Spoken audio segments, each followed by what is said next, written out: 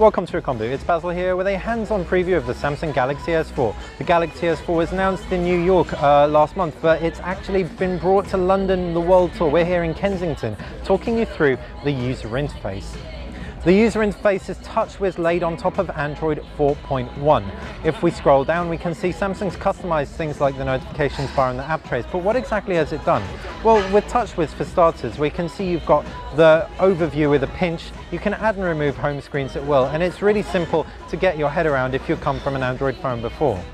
If we pull down the notifications bar, we can immediately see quick settings up top, and a whole load of them, but we've also got a different way of viewing these quick settings where we can actually toggle some of the smart features with ease. We can edit these if we tap on the pen, so really nice customizability from Samsung for anyone who wants to dip in that little bit further. If we take a look at some of the custom widgets Samsung's thrown on top, we can see these all correspond really tightly with Samsung's applications such as S-Memo and S-Planner. Jumping back into the UI, we can also show off the fact that Samsung sensors control heaps of the UI elements. If we jump into the gallery, for example, let's pop out, jump into the gallery, we can open up an album preview by simply hovering our finger over. Now, don't know if you can see, we are actually not even touching the actual screen.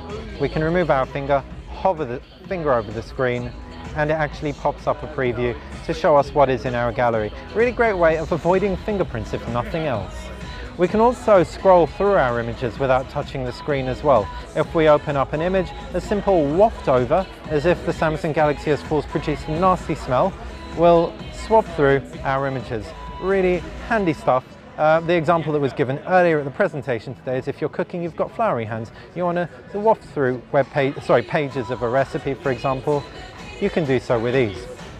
Jumping back to the UI, we can quickly scroll through the apps tray in order to show some other features.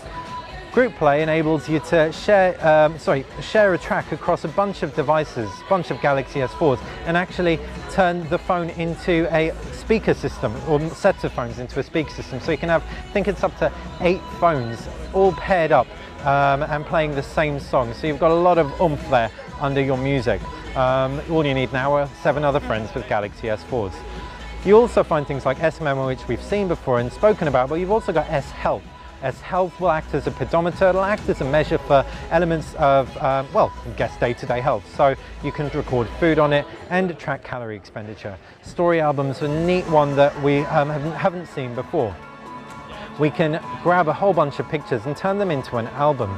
This is a thoughtless process, which is really easy to do, but you can also do some advanced stuff, such as get your albums printed, which is really nice. And you can even edit all the text with your albums. You can tweak the themes, as you can see, changing things like typography and backgrounds. Jumping back into the album, you've got S-Translator, which is pretty much the same as Google Translate, S-Voice as well, which we've seen in Samsung Galaxy S3s.